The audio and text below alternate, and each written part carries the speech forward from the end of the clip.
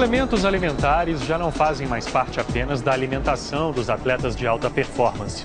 O Sport TV Repórter mostra que eles estão sendo consumidos por pessoas comuns, habituadas à prática de atividades físicas.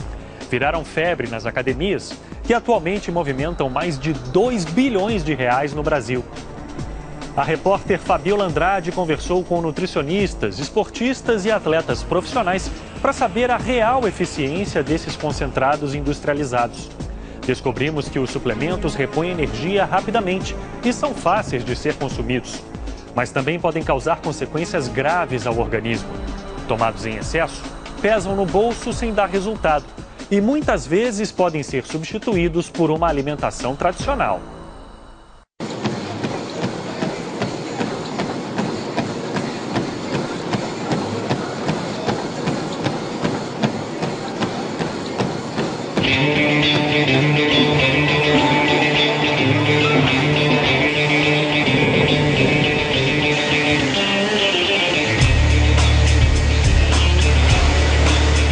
Coisas que vieram para ficar. E de fácil acesso, fácil consumo. Um treino impecável para um corpo perfeito. Saúde e beleza andam juntas, com um ótimo rendimento no esporte. Hoje conseguido também através dos suplementos alimentares.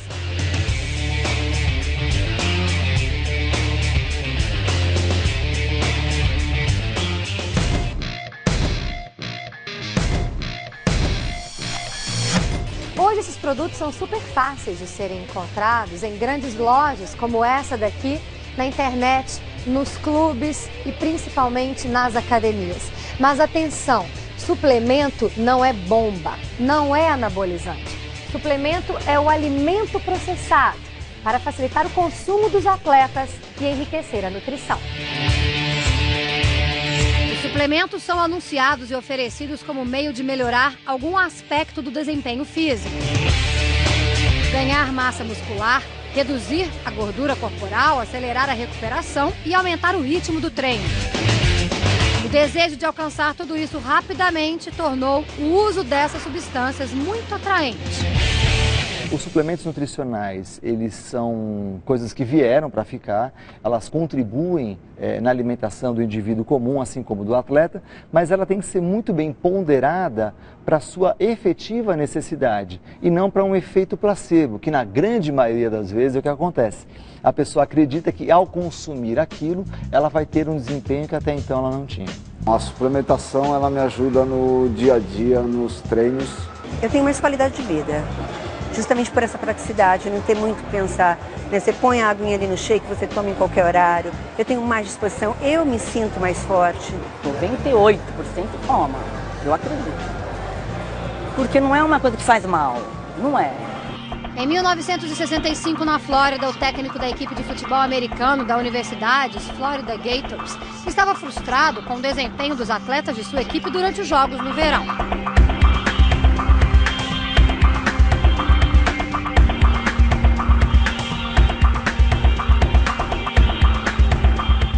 Ele pediu então uma solução à equipe do Dr.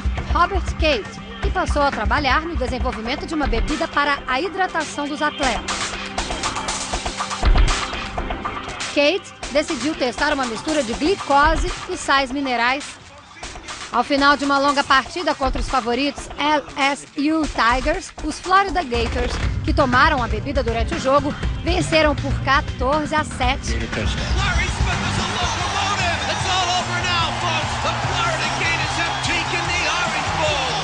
Os pesquisadores concluíram então que o desempenho deles melhorou muito. Começou ali a história dos suplementos alimentares.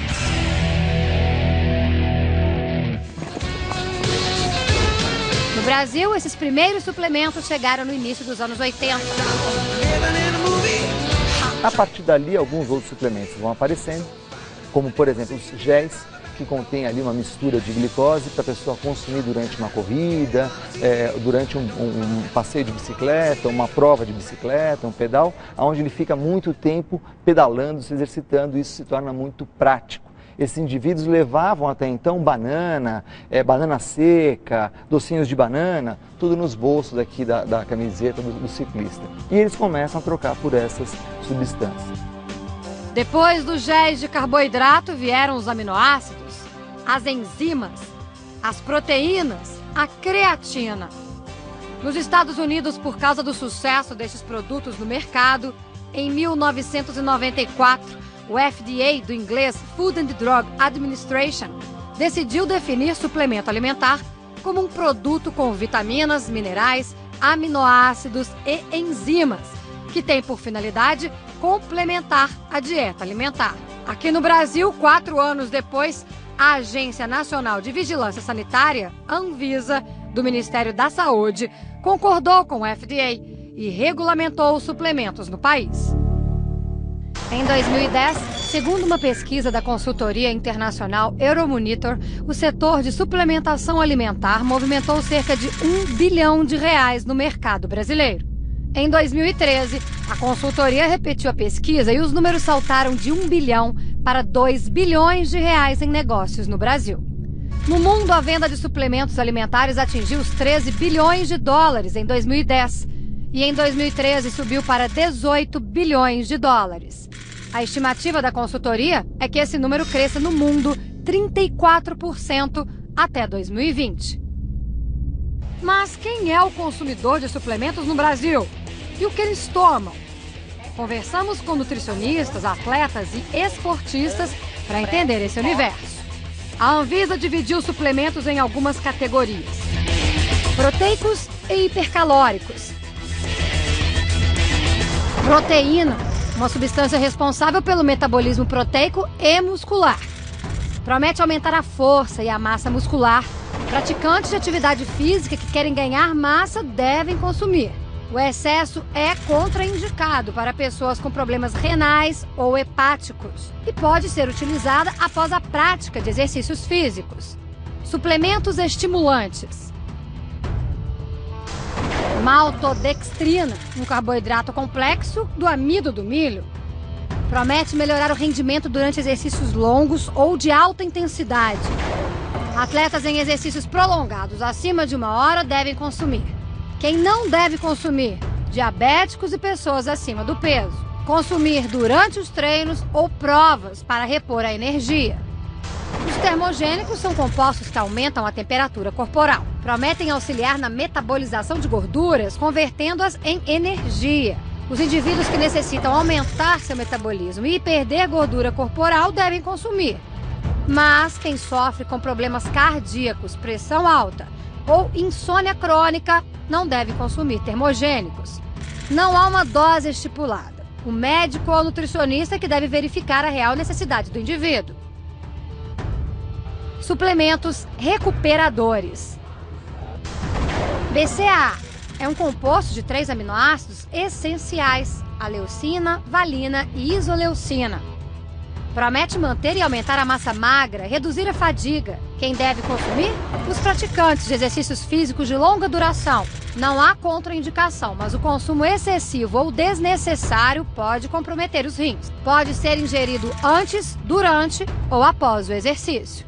Quem tem uma atividade física muito intensa, muito prolongada, algumas modalidades esportivas usam, por exemplo, 2, 3, 4 horas de treinamento. E tem provas, como um triatlon de longa distância, que pode levar 10 horas, 12 horas. Numa situação dessa, primeiro, tem um grande desgaste do atleta. Segundo, muitas vezes o alimento passa a não ser operacionalmente fácil de levar. Não dá para ficar comendo sanduíches por 10 horas, batatas, arroz, macarrão. E os suplementos passam a ser opções muito boas de fornecimento de energia, de recuperação muscular e de fácil acesso, fácil consumo. Renato Augusto é este tipo de atleta. Escolheu o esporte mais popular do país como profissão e suplementa há quase 10 anos. Eu comecei a me preocupar mais com isso quando eu comecei para a seleção de base, sub-15. Eu sempre fui muito magro, então eu comecei a fazer jogada de corpo no treino, né? E os jogadores já eram bem mais fortes que eu, então eu toda hora batia e voltava. Então cheguei um dia e falei, estou precisando um pouco mais, porque eu realmente estou muito atrás dos outros, né? Aí a gente começou um trabalho de musculação, com uma alimentação, com suplemento, né? E eu lembro assim que eu ganhei quase 10 quilos em um ano, mais ou menos. Então foi quando eu comecei a ganhar um corpo mesmo, comecei a sentir diferença no campo, de poder segurar a bola, poder usar bem o corpo, porque antes eu tinha que fugir um pouco do corpo, porque eu não tinha tanta força assim. Eu acho que com a alimentação não resolveria tão rápido, mas eu acho que é o conjunto da alimentação com suplemento. No Brasil, um jogador corre em média de 8 a 10 quilômetros durante os 90 minutos de jogo. Grandes distâncias que exigem, na maioria das vezes, também explosão. Ao final da partida, o atleta perde cerca de 2 litros de água e 1.500 calorias. Por tudo isso, Renato Augusto precisa de suplementação. Eu comecei com bastante carboidrato, né, no início, quando eu comecei a musculação, e depois que eu fui entrando com um suplemento. Então, eu acho essencial hoje para o esporte. Eu mantenho o whey protein, que é o que eles me dão, e mais alguns suplementos durante o dia, mas principalmente depois do jogo eu já pego um gel de carboidrato, procuro já me preocupando para o próximo jogo, né? Acho que para quem quer jogar em alto nível e poder aguentar uma sequência hoje absurda que a gente tem, principalmente no futebol, né? Jogar 90 jogos num ano não tem como. Então, se você não estiver fazendo algo a mais, você vai estar sempre um pouco atrás dos outros. Samir é ultramaratonista aquático e o atual campeão da tradicional prova de 45 quilômetros que dá a volta na ilha de Manhattan, em Nova York. Hoje, ele disputa o Grand Prix da Federação Internacional de Natação em águas abertas. A prova mais longa que eu fiz, eu fiquei 10 horas e 11 nadando. Foi uma maratona na Argentina, foram 88 quilômetros. E a gente não come durante, né, a prova. É um barco que acompanha a gente e faz a hidratação com uma varinha. E essa hidratação é a suplementação. Samir passa hoje metade do dia dele na piscina. Nada de 10 a 12 mil metros e gasta cerca de 5.000 calorias por dia.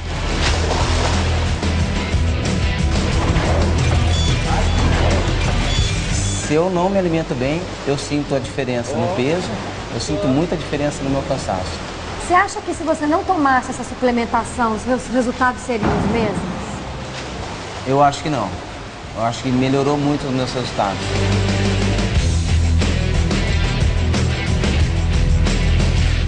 O atleta que precisa consumir uma quantidade muito grande de energia por conta da prática esportiva, ele pode se beneficiar de alimentos que são mais práticos, ou melhor, de suplementos de fácil ingestão, que são preparados, misturados ali de carboidrato, lipídio e proteína, e que ao torná-lo prático na forma em pó, ele mistura isso com água, ele consegue fazer um consumo mais fácil em qualquer lugar, terminando o treino, voltando para casa, tal, ele consegue fazer isso mais fácil.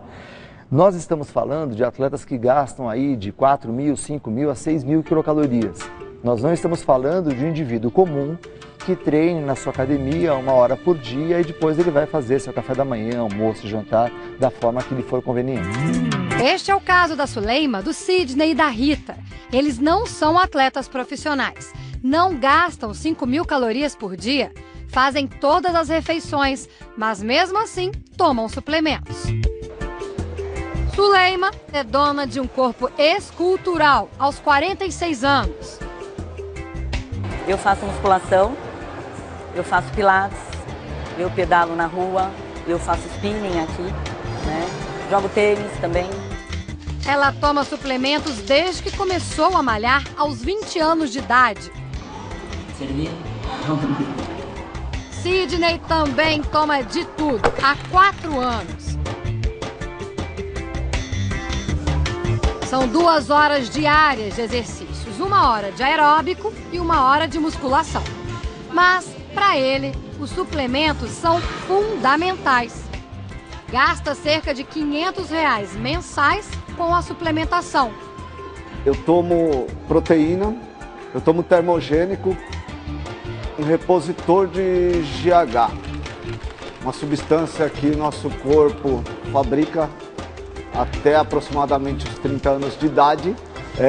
Durante o treino eu tomo dextrose, que é uma espécie de carboidrato, e pós-treino mais uma dose de proteína. Como 2 fatias de pão com queijo cottage, sem lactose.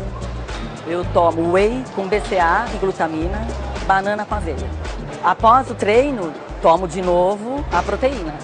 Aí eu vou almoçar mais ou menos umas 2 da tarde, frango, batata doce e uma verdura. Almoço e janta. Então, se eu não tomar uma suplementação para ajudar, né, não melhora do jeito que eu quero. A partir do momento que você consome uma suplementação, você passa a fazer o uso dessa suplementação, ela te ajuda a dar mais ânimo, a você ver mais resultados, e isso daí faz com você, te dá força para no dia a dia você trabalhar mais. Rita tem uma rotina mais pesada que Sidney. Ela é personal trainer. Vive dentro da academia, treina e dá treino o dia todo. Não consegue se alimentar corretamente, então recorre aos suplementos para conseguir uma dieta mais completa. Então eu tomo whey, eu tomo um Maxi Whey, eu tomo um blend de proteína e eu gosto de um carboidrato de assimilação rapidinha do pós-treino que me ajuda a recuperar. Começo a trabalhar muito cedo, né? Aí eu levo minhas marmitinhas que eu trouxe, né? Inclusive hoje foi um dia bem típico porque eu fiquei presa no trânsito. Aí eu tinha uma porção de nozes que eu comi. Eu tenho meu whey pós-treino para ocasião como essas, né? Que a gente tem a entrevista, estava treinando, aparece. Então eu tenho o meu whey que eu vou estar tomando. E eu tenho o meu franguinho também, que vai me alimentar ao longo do dia até minhas aulas às 10 da noite. Você acha que você não daria conta do seu dia se você não suplementasse? Não, com a correria que eu tenho do dia a dia, não. Suleima, Sidney e Rita poderiam substituir todos esses suplementos por alimentos? Como esses suplementos ajudam os esportistas? E como eles agem dentro do corpo? Podem fazer mal? No próximo bloco, visitamos uma fábrica de suplementos em São Paulo. E uma informação importante: o whey protein, nome em inglês da proteína extraída do soro do leite, pode ser substituído pelo leite em pó desnatado.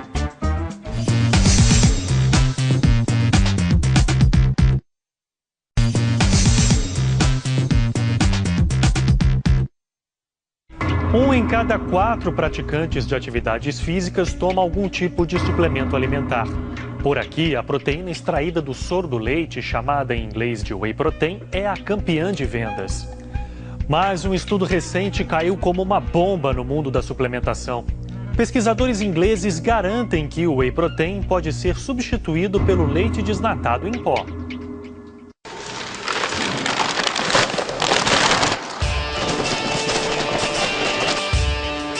Pó.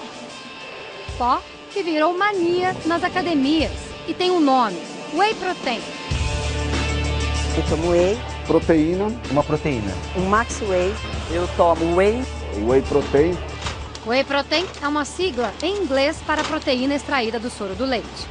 Até a década de 60, a água que sobra do processo de transformação do leite em queijo era dispensada. Pesquisadores americanos decidiram então filtrar essa água, este soro, e descobriram ali uma mina de ouro. Uma proteína com alto valor biológico e de fácil digestão. Na década de 90, esta proteína foi introduzida na dieta dos atletas de alta performance. Hoje, ela é líder de vendas no setor da suplementação. Acompanhamos o processo final de produção do whey protein nesta fábrica de suplementos em São Paulo. A gente vai entrar agora num supermercado do século XXI. Aqui é uma fábrica de suplementos. E você não vai encontrar ovos, frutas, legumes, verduras da forma como você está acostumado a ver, né, Silvia? Exatamente, Fabiola. Aqui você vai encontrar esses alimentos em pós, tabletes, cápsulas, géis, tudo que o atleta precisa e usa normalmente. É o paraíso da suplementação. Vamos lá embaixo conhecer então. Nessas prateleiras estão as matérias-primas dos suplementos, inclusive do whey. O que mais impressiona é que neste galpão, com apenas 200 metros quadrados, é possível armazenar uma quantidade absurda de alimentos. Mais de 2.000 toneladas. Como? Tudo por aqui é super concentrado. Aqui a gente tem um aminoácido que é muito utilizado por atletas, que é a leucina. Esse saco aqui de 20 quilos, para você ter uma ideia, a gente equivale em teor de leucina a 80 mil ovos. 80 mil ovos. Exatamente. Isso é uma proteína que nós temos utilizado já há algum tempo. É uma proteína super nobre, proveniente da carne, tem 90% de proteína. E nesse saco aqui, Fabiola, a gente tem em torno de 1.000 bifes, o equivalente em proteína a 1.000 bifes. 1.000 bifes em 20 quilos. Aqui é clara de ovo desidratada. Tá. Fabiola, tem uma informação interessante. Para a gente conseguir obter esses 20 quilos de clara de ovo, a gente precisa de 600 ovos. 600 ovos. Isso é bacana mostrar porque a gente vê como é que os alimentos, eles estão concentrados em todos esses ingredientes aqui. Da então eles suplementação. não deixam de ser alimentos, mas eles estão em pó, concentrados em seus nutrientes, seja ele proteína, aminoácido, carboidrato, para facilitar a vida do consumidor na hora de consumir esses suplementos.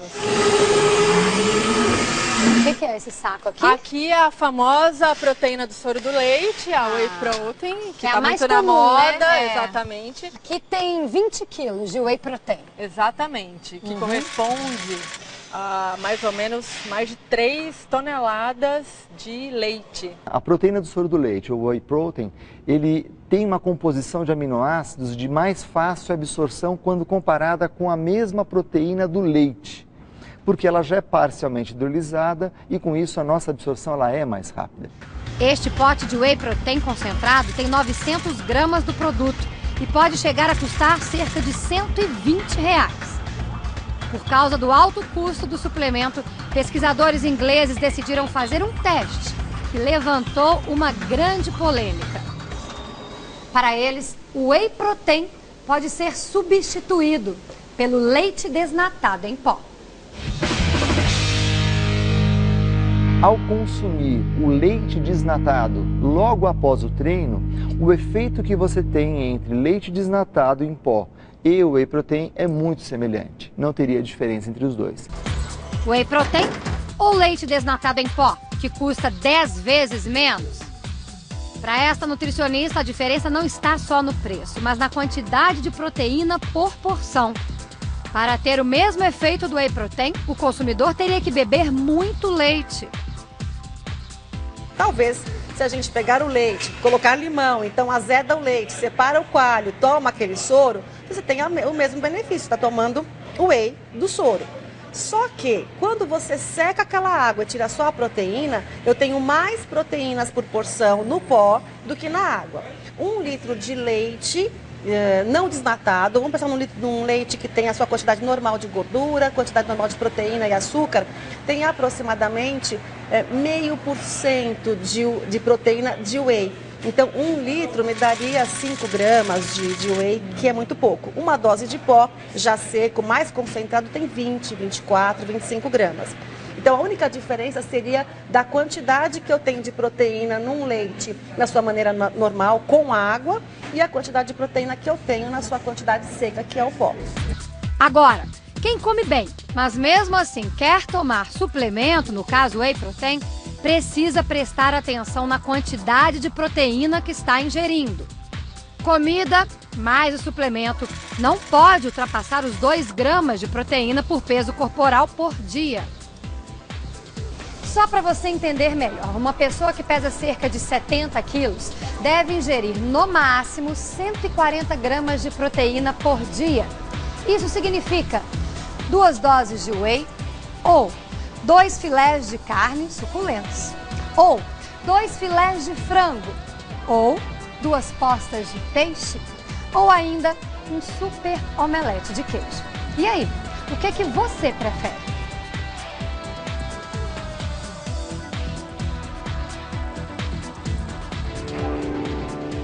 Outro suplemento muito popular, que também ocupa o lugar de destaque nos fóruns de discussão nutricional, é o BCAA. BCAA, em inglês, quer dizer Branched Chain Amino Acids, ou seja, aminoácidos de cadeia ramificada. Valina, leucina e isoleucina se tornou um queridinho dos esportistas. Promete ajudar na manutenção da massa magra, na produção de energia e na redução da fadiga, proporcionando mais disposição para suportar treinos longos. Porém, desde 1990, pesquisadores vêm realizando estudos com maratonistas e ciclistas em provas longas e exaustivas e concluíram que o BCAA não teve nenhum efeito sobre a fadiga central. Fadiga central é o cansaço generalizado que atinge atletas em provas e treinos longos. Eles não funcionam. Então, comprovadamente, você não tem benefícios de consumir os aminoácidos de cadeia ramificada para aumentar a sua tolerância ao esforço físico prolongado, como triatlon, Ironman, maratona e assim por diante. Mas e para manter a massa magra, o BCAA funciona?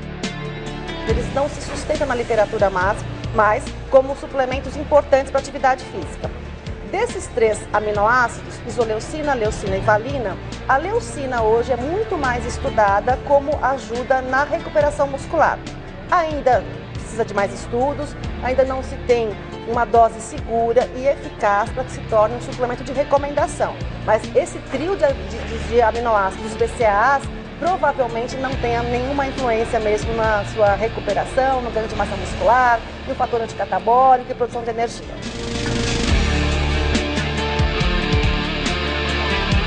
Se o BCAA não funciona tão bem quanto dizem, e se o Whey Protein poderia ser substituído pelo leite desnatado em pó, a questão agora é: você, que pratica atividades físicas, não é atleta, mas está acostumado a tomar suplementos, saberia fazer uma dieta super equilibrada, sem suplementação e ter os mesmos benefícios que tanto almeja? Nunca procurei saber também como, se eu posso substituir, com o que, a quantidade, se faria o mesmo resultado, se tem o mesmo efeito, né? Se eu não estaria perdendo. Se você não quiser suplementar e prefere uma alimentação mais natural, a gente então vai ajudar você e a Suleima aqui na feira. Bom dia, freguesa, olha a alface, olha a crespa, olha a mandioquinha, olha o chuchu, olha o quiabo. Este fisiologista especializado em nutrição é radicalmente contra o uso de suplementos por pessoas que praticam atividades físicas moderadas.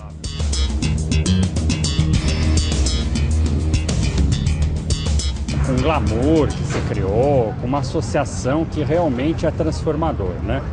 Eu vejo, por exemplo, muita gente achando que vai construir uma musculatura maior porque vai tomar proteína. Não é verdade, né? Quem constrói a musculatura é o exercício. Conceitos, às vezes, ao inverso, fazem muita gente usar desnecessariamente o suplemento, né?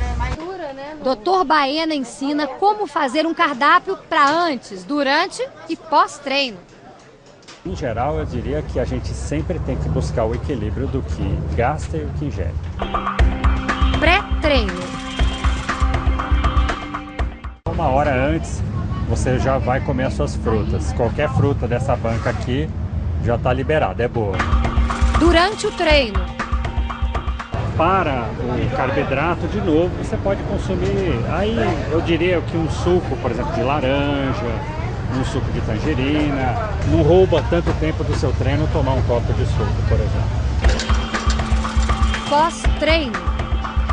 Eu recomendo feijão, arroz integral, tem a fava aqui, tem lentilhas, tem grão de bico. São todas fontes importantes também de proteínas. Tem aqui os ovos e eu vou te mostrar uma outra fonte aqui que também é muito importante. Carne magra, como o frango, sem a pele, evidentemente. Os frutos do mar e os pescados, em geral. Então, que além de tudo, são muito gostosos e a gente consegue fazer uma infinidade de pratos. Guilheiro é a favor da suplementação para atletas de alta performance, mas começou a suplementar há poucos anos. Quando eu fui para os primeiros Jogos Olímpicos em Atenas, eu não suplementava nada.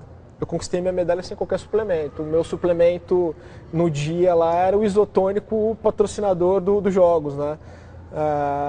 Mas aí ao longo do tempo você vai vendo que pela intensidade do treino, pelo volume de treino que você precisa fazer para melhorar a performance, você vê que é necessário você ingerir algumas coisas que te ajudam para o próximo treino. Leandro treina de segunda a sábado. Sempre físico pela manhã, treinos que duram de 1h30 a 2 horas. Em seguida, faz 1 hora de fisioterapia. À noite, ele volta para o treino de luta, que é um treino tão intenso quanto o da manhã. Mais 2 horas de treinamento.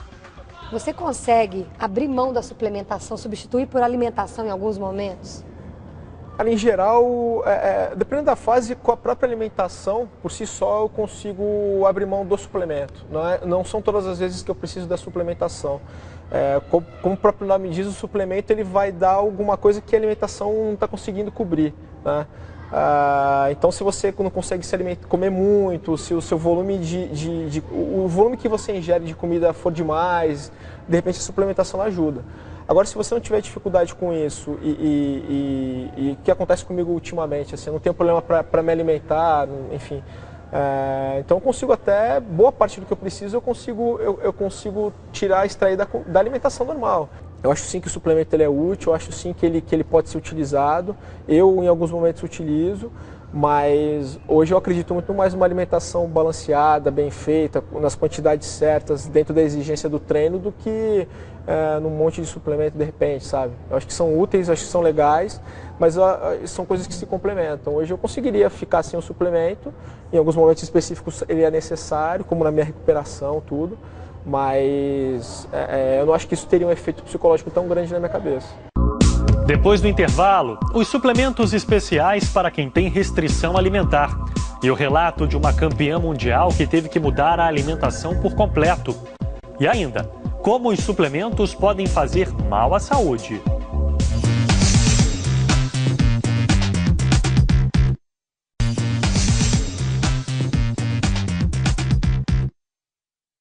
Veganos e celíacos. Uns não comem nada de origem animal, os outros nada que tenha glúten. Campeã mundial de maratona aquática, a brasileira Poliana Okimoto conta como foi difícil mudar a alimentação. Nesse bloco você vai ver como é a suplementação de atletas com restrições alimentares. E ainda, como os suplementos podem fazer mal à saúde. 4,5 km, correndo, na subida. Um treino considerado leve para eles, afinal são ultramaratonistas. Mais que isso, são atletas veganos. O ser humano ele tem todos os traços de um ser onívoro, ou seja, ele pode comer vegetais e carne, mas ele não precisa de carne para viver. Eles não comem animais e nada que os animais produzem, como leite, ovos e mel. Colegas que não são, né, quando viram, falou, pô, mas você não toma leite, não come carne, e como que você aguenta, né? Eu falei, a força já está na natureza, né, natural. A digestão é mais rápida, aproveita melhor o alimento que você come. Para mim foi isso. Percebeu um desempenho melhor Nossa, muito. Depois que você virou vegano. Bem melhor. Quando a gente vai fazer prova de ultra, no começo as pessoas olhavam pra nós e falavam assim, o que esse comedor de alface tá fazendo aqui, né? Fraquinho desse. Magrelinho. Ultra, a prova é a corrida acima de 42 km, só pra esclarecer. E depois de um tempo, a gente sempre competindo nessas provas, as pessoas começaram a olhar diferente pra gente, respeitar.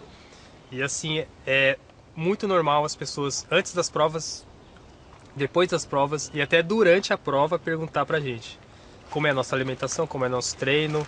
A pergunta que eles fazem, meu, o que você come? Que negócio é mágico que você come, né?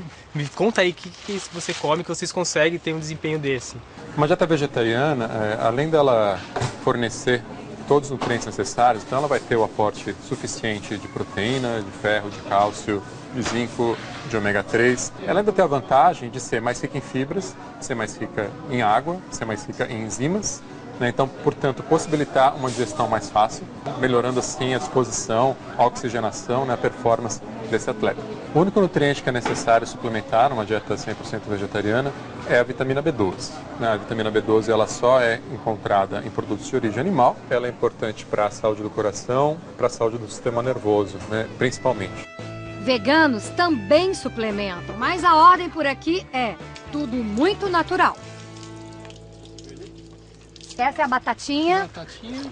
Você come quando a batata? Antes do treino, às vezes durante também, no intervalo. Coco sempre pós-treino.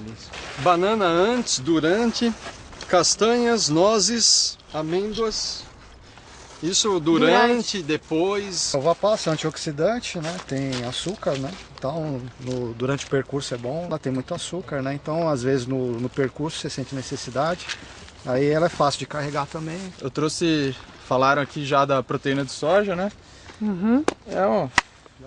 Aquela proteína isolada, básica que o pessoal usa depois de academia. Então, a solubilidade dela não é muito boa, então bato com fruta. O que eu faço de pós-treino hoje eu coloco várias frutas, umas 5, 6 frutas, às vezes banana, morango, abacate, o que tem em casa, assim, manga. Eu dou uma misturada, sempre tem muita fruta em casa. E aí a minha vitamina de recuperação depois, isso funciona muito bem, né? Porque isso aqui é quase 100% de proteína, ela é bem isolada mesmo. Então, o resultado legal. Outra coisa que eu tomo, não necessariamente após o treino, mas que eu acho legal para complementar com o treinamento, é levedura de cerveja, que é um alimento totalmente natural também e cheio de vitamina. Tem quase todas as vitaminas que a gente precisa, tem inclusive vitamina B12 em um nível baixo e tal, mas tem, além de minerais também, tem zinco, ferro, acho que tem manganês, magnésio. É muito boa, é um alimento muito bom, barato, fácil de achar. O gel, além de ser muito prático, caro, é químico demais. Mas ele é prático, né? Você ingere rápido, né? O que a gente usa? A gente usa, no lugar do gel, a gente usa a rapadura. Que você pode ou cortar em pedacinhos pequenos ou derreter e colocar em saquinhos para fazer sachê como energético durante o trajeto da prova. Jorge, então vou te propor para a gente fazer aqui uma cestinha com uma refeição perfeita para um atleta vegetariano. Começar com as proteínas então, né? Aqui uma variedade de castanhas, vamos colocar 2 tipos de castanha, aqui as nozes, feijão, grão de bico tem? Tem. Para proteína ainda, as leguminosas, então aqui é um derivado da soja, né? Que é o tofu, que pode vir na forma de pastas, né? Para o vegetariano, sempre muito importante consumir vegetais verdes escuros, né? Os verdes escuros também são boas fontes de cálcio e de ferro, além de ser fonte de fibras e de outros antioxidantes, né? Aqui a abóbora, que a pessoa pode consumir cozida ou fazer um doce, né? Mas basta cozinhá-la, já está de bom tamanho. E além de trazer um aporte de beta-caroteno, que vai ser transformado pelo corpo em vitamina A, e também traz uma quantidade boa de carboidrato para o atleta. A gente pode colocar aqui essa variedade de beterraba com cenoura. Completar essa salada com o verde aqui.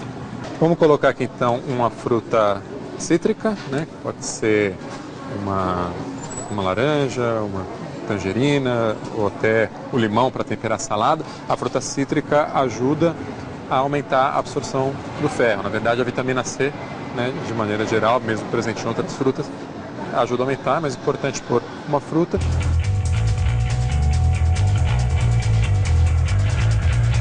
E vamos completar agora com uma proteína vindo de uma leguminosa, né, que pode ser um grão de bico, uma lentilha, a soja a gente já tem ali na forma do tofu, mas pode ser também ervilha ou feijão comum. Pronto! Aqui temos uma dieta balanceada para atleta vegano. Aqui então, Jorge, uma refeição completa e bem mais barata do que uma suplementação, né? Quando você consome um suplemento, você tem aquela relação de nutrientes no seu consumo, alguns ou algumas dezenas de nutrientes. Se a gente pega um vegetal colorido como esse, for acessar a quantidade de substâncias protetoras aqui, dá para listá-las, né, a centenas e se for relacionar os nutrientes também a gente pode listar eles às dezenas em alguns poucos alimentos, né? Então a gente consegue, claro, uma gama muito maior, porque o suplemento ele é um extrato de alguma coisa. Aqui a gente tem o alimento na sua forma integral, na sinergia que a natureza desenhou para esses alimentos, né, interagirem e, portanto, muito mais interessante e o que de certa forma, ou na verdade que certamente afeta a performance desse atleta. Foi esta dieta que trouxe de volta às quadras uma das melhores tenistas do mundo, Venus Williams. Após descobrir em 2012 que sofria da síndrome de Sjögren, uma doença autoimune que provoca dores articulares e fadiga, Venus parou de jogar. Os médicos acreditam que a mudança na alimentação ajudou bastante na recuperação da tenista. Carne, leite e derivados são prejudiciais para quem tem artrite, um dos sintomas da síndrome de Sjögren. Para dar força à irmã, Serena Williams também aderiu à dieta. Outro tenista também precisou mudar radicalmente a dieta. Em 2010, Novak Djokovic descobriu que era celíaco. Sofria de intolerância ao glúten, uma proteína presente no trigo, na cevada, no centeio e na aveia. Essa proteína, em algumas pessoas, provoca feridas na parede do intestino delgado. E essas feridas causam dores abdominais agudas, indisposição, inchaço, náuseas e perda de força. O sérvio decidiu, então, tirar o glúten da alimentação. Equilibrou a dieta às novas recomendações, introduziu alguns suplementos sem glúten, sem lactose. E o resultado? 5 quilos a menos. Se livrou da alergia e da asma e melhorou o rendimento no esporte. Foi o que aconteceu também aqui no Brasil com a nadadora Poliana Okimoto. Eu tinha muita moleza durante o treino, pressão baixa, tinha muita cólica, refluxo. Tudo assim que eu comia, eu sentia que eu ia passar mal. Muitas vezes até antes de competição eu tinha muito desarranjo intestinal. Aí a gente fez exame e realmente o glúten foi assim um absurdo para mim. Era como se eu estivesse comendo veneno. Nossa. E foi assim, eu mudar que melhorou drasticamente, né? Toda essa moleza, pressão baixa, hipoglicemia que eu tinha, acabou. Comecei a me sentir melhor durante o treino, durante as competições e foi progressivo, né? Até a gente desintoxicar totalmente o corpo, demorou alguns meses e para me adaptar também à nova dieta, né? Demorou, mas o resultado valeu a pena. No mesmo ano em que Poliana descobriu a doença, ganhou o campeonato mundial. Fiquei apavorada porque tudo tem glúten, né? E eu comia tudo que tinha glúten. O atleta precisa de carboidrato, então já logo a gente pensa que a gente vai comer de carboidrato, pão, bolo, massa, tudo que tem glúten. E aí quando eu descobri, eu fui pesquisar, né, o que eu ia fazer, o que eu ia comer, o que eu ia substituir. E o que eu achei não foi muito legal, porque uma que é ruim, o gosto é ruim, e outra que não tem quase, né, no mercado brasileiro, infelizmente não olha muito para o pessoal celíaco. Então foi difícil assim, no início, eu optei por não comer pão sem glúten, porque eu acho um gosto ruim, então eu optei pela tapioca, eu consigo fazer vários tipos de recheio, então eu gosto, né, é um gosto que é agradável, então eu esqueci um pouco desse trauma inicial e agora eu já acostumei. Mesmo celíaca, Poliana pode tomar suplementação, sem glúten, claro. O treino dela é duro, cansativo, são 5 horas na piscina por dia, mais a preparação física, que pode chegar a 2 horas diárias. O carboidrato durante o treino, para me dar mais energia e para nunca deixar minha reserva muito baixa, né? Porque o treinamento é difícil. E a proteína do pós-treino, que me ajuda a ganhar massa muscular. Você percebe a diferença quando você treina com o suplemento e quando você treina sem o suplemento?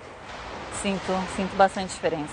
Atletas de alto rendimento têm que tomar suplementos porque o nível de treinamento, a exigência, e pensando em alto rendimento, ele está competindo e precisa ter resultados.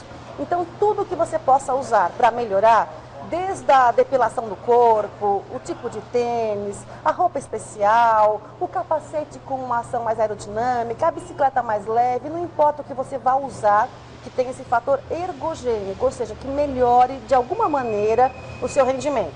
Os suplementos têm esse poder de melhorar a energia, de atrasar a fadiga, fazer com que ele use o máximo da energia dele naquela situação. Então, alto rendimento, sim, é uma história completamente à parte.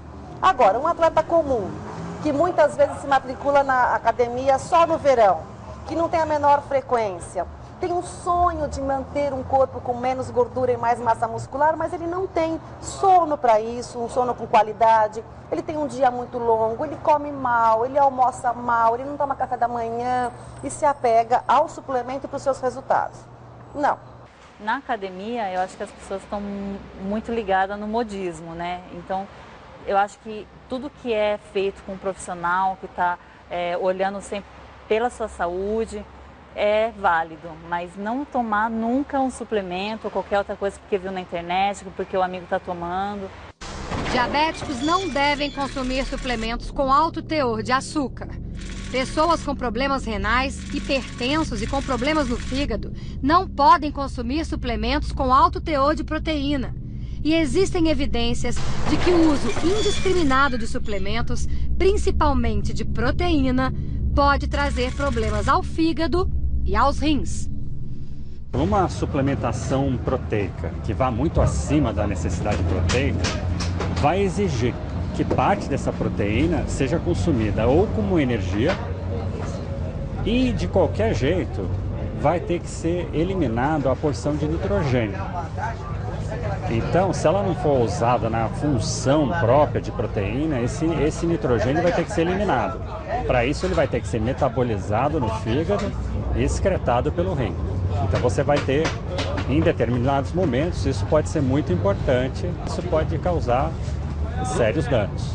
Pode acontecer um problema renal, sim. As proteínas, quando são metabolizadas, ou seja, quando elas se transformam em energia, quando a gente usa essa proteína de alguma maneira como energia, produz restos metabólicos, né? Daquela produção de energia tem sempre uma sobra que a gente chama de um lixinho metabólico no sangue. E o organismo é capaz de jogar fora. O rim é o nosso filtro. Todo o sangue que tem esses lixinhos, esses restos metabólicos, passam pelo rim, é filtrado e aí vai pela urina para ir embora. No caso das proteínas, a gente aumenta uma substância chamada amônia, que é tóxica. Vai para o fígado, no fígado passa por uma outra reciclagem, que é um ciclo da ureia, volta para o sangue, em forma de ureia, e vai para o rim de novo para ser filtrado e ir embora. Quanto mais proteína você usar, mais amônia, mais ureia, mais você sobrecarrega rins e fígado. Então, esse é um ponto bastante importante para o uso indiscriminado de proteínas. De todos os suplementos que nós mostramos aqui, o mais perigoso é o termogênico. Geralmente são utilizados por esportistas que querem perder peso, secar. Os termogênicos sempre têm efeitos colaterais. Tem substâncias que podem causar muito mal à saúde, mudam o comportamento, causam insônia, tem riscos cardíacos e até risco de hemorragia cerebral. Eles não são liberados no Brasil. Apenas a cafeína pode ser utilizada por aqui, e mesmo assim com dose limitada pela Anvisa. Grande parte dos termogênicos que são vendidos aqui vem dos Estados Unidos, e aí é que está o grande problema. Os termogênicos importados possuem em sua composição substâncias que estão na lista de doping. Os suplementos que vêm dos Estados Unidos têm essas substâncias. O FDA condena o produto e coloca isso no rótulo, jogando a responsabilidade para o consumidor. Mas quando esses produtos importados chegam ao Brasil, no mercado paralelo, os brasileiros não leem essa orientação e usam indiscriminadamente. Quando se toma um suplemento com esse efeito, ele aumenta muito a produção de calor, aumenta a sua capacidade de força, de foco, tem até uma dilatação de pupilas, um certo arrepio, o batimento cardíaco fica muito acelerado e a sensação num treinamento é de mais força, de mais competência. Acabando o treino, ainda aquela ação de calor, de termogenia, diminui a fome.